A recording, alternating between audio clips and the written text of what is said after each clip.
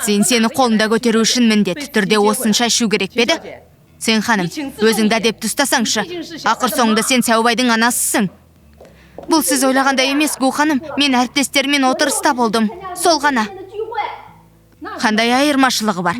Сен ар-ұяттан жұрда екенсің. Біздің әулетіміз жоғары тап өкілдеріне жатады. Әже, кеше Цин Мусуан расымен әріптестермен болды. Әже, оған бұлай дөрекілік танытпа.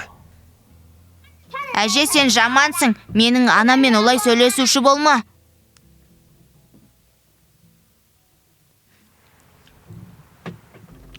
Цин Мусуан, әжемнің сөздеріне мән берме. Гу президент, сізге оны айтудың қажеті жоқ. Жарты айдан кейін мен кетем. Оның үстіне Гу ханымдікі дұрыс. 5 жыл бұрын мен сені өзіммен жатуға мәжбүрледім.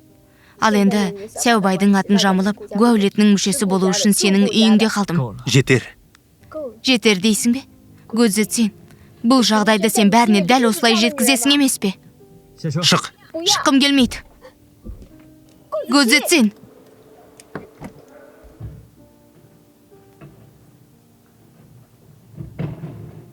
Мусуан, мені тыңда.